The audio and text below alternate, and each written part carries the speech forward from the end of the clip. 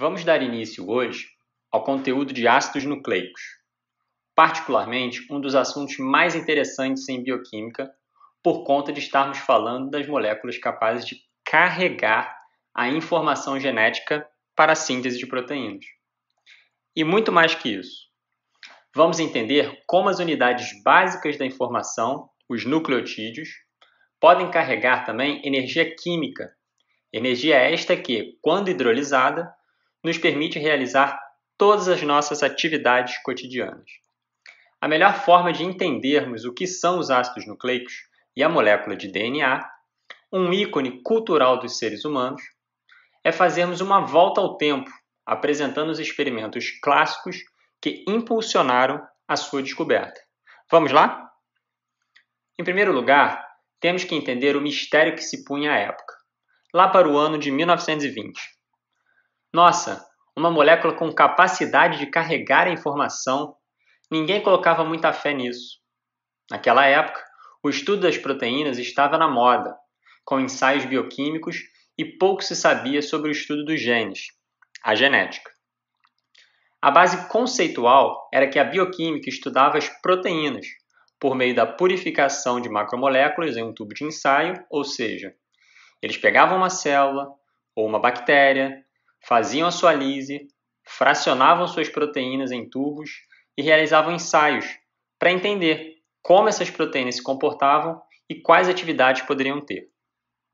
Já a genética tinha por objetivo entender como a hereditariedade era passada de um indivíduo a outro. Mas é claro, ninguém previa que uma biomolécula poderia ser responsável por isso. Por isso que existe o nome, o princípio transformante. Ninguém imaginava que seria uma biomolécula. Algo fazia um indivíduo dar origem a outro. Havia um princípio que promovia essa transformação. Foi apenas quando os cientistas começaram a pensar em unir as duas ciências, a bioquímica e a genética, que os avanços começaram a acontecer. Ou seja, cientistas começaram a pensar como seria possível purificar a hereditariedade em um tubo de ensaio. Isso era muito obscurantismo para a época, mas nada melhor que experimentos para testar a hipótese.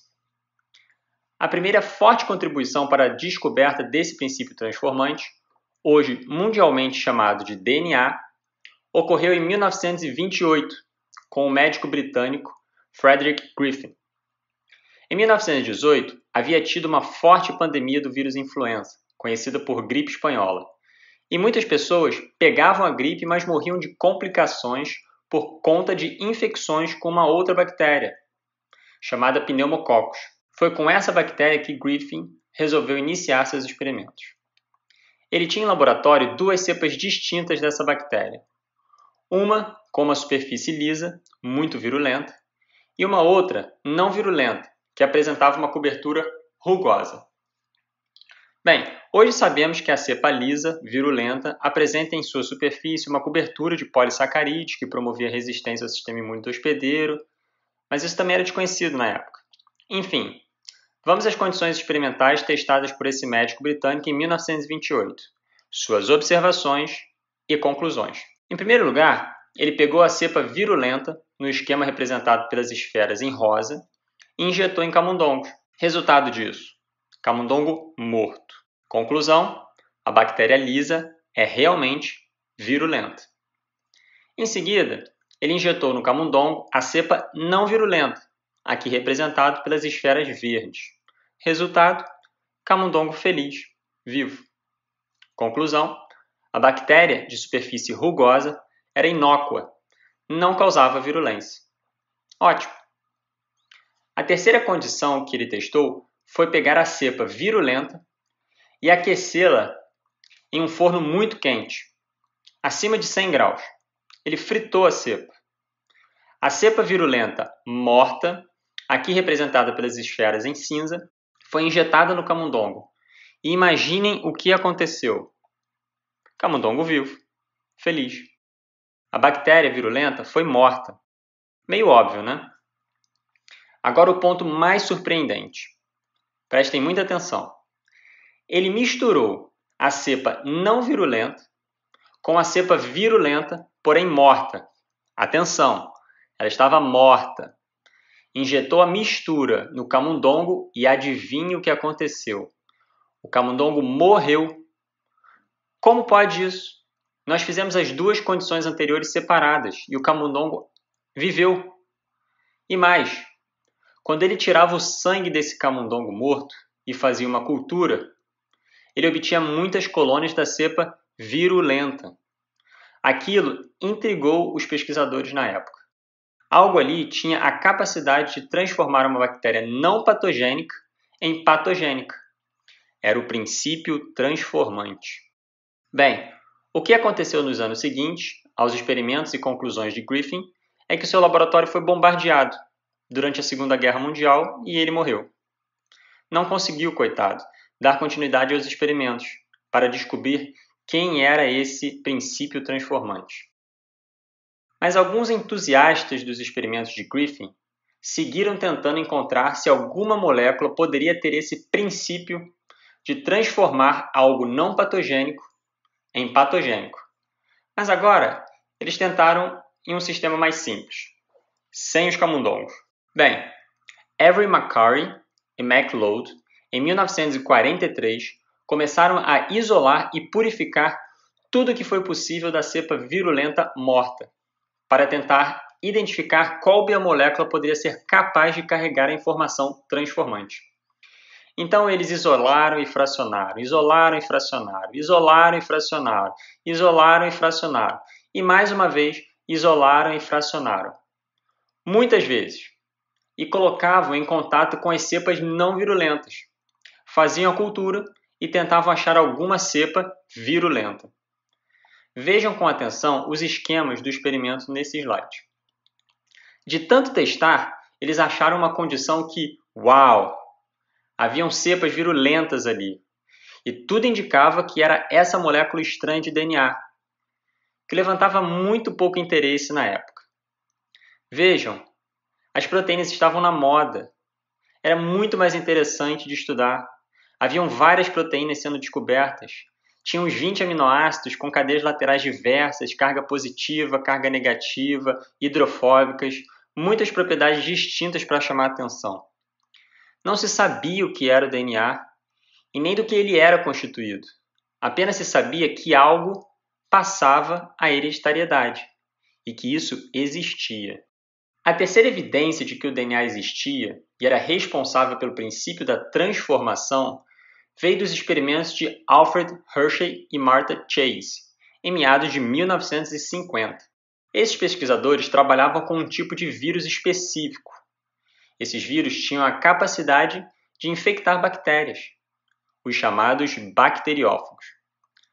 Bem, e por que estudar o princípio transformante nesse modelo de organismo? Os bacteriófagos não são constituídos por muitas biomoléculas, como as bactérias. São apenas algumas poucas proteínas na superfície, protegendo algo em seu interior.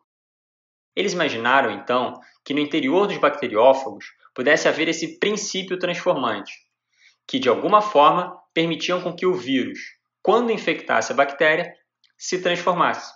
Haviam rumores na época de que as proteínas poderiam ser o princípio transformante. Eles, então, realizaram experimentos para testar essa hipótese. Bem, como eles poderiam fazer isso? Eles sabiam que quando se colocava em uma cultura de bactéria E. coli um tanto de bacteriófago e aguardavam algumas horas, as bactérias morriam e a solução ficava repleta de novos bacteriófagos. De alguma forma, a hereditariedade estava sendo passada. Vejam o esquema desse experimento no slide. As bactérias vivas são amarelas e bactérias mortas, representadas em cinza. Eles estavam pensando em uma forma de marcar apenas as proteínas e o material no interior do vírus, para saber qual poderia ser o responsável por passar a hereditariedade. Na época, os pesquisadores trabalhavam muito com isótopos radioativos. Um átomo que eles sabiam que marcavam apenas proteínas era o enxofre. Lembram o grupo sulfidrila SH na cadeia lateral das cisteínas? Pois bem, eles prepararam um meio enriquecido com o isótopo radioativo S35, vejam um recipiente em roxo no esquema, e colocaram algumas E. coli infectadas por bacteriófagos para crescer nesse meio. O resultado foi muitos bacteriófagos com proteínas marcadas radioativamente com S35. Eles sabiam também que nenhum dos 20 aminoácidos que constituem as proteínas apresentavam fósforo. Logo, fizeram o mesmo procedimento, mas agora com o isótopo radioativo P32, como representado no recipiente em azul. Eles esperavam com isso marcar as moléculas que estavam no interior do vírus. Sem saber, eles estavam marcando o DNA. Agora, eles tinham uma ferramenta preciosa em mãos.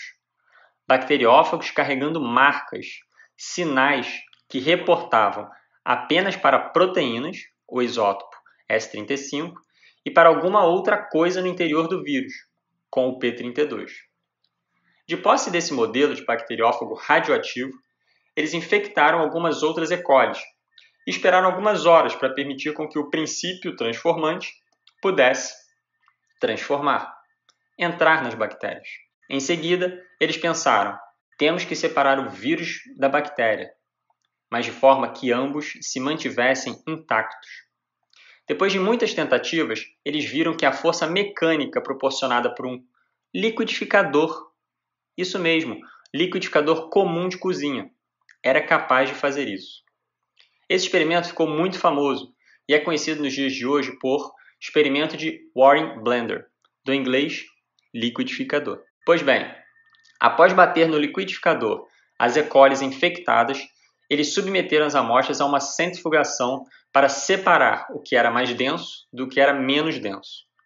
Nesse caso, as bactérias desceram e o restante do vírus, menos denso, ficou na fração superior. Cada uma dessas frações foi lida em um leitor de radioatividade e adivinhe, o sinal de P32 apareceu junto do precipitado, onde estavam as bactérias, e o sinal de S35 reportando as proteínas na fração superior, como indicado nessa figura.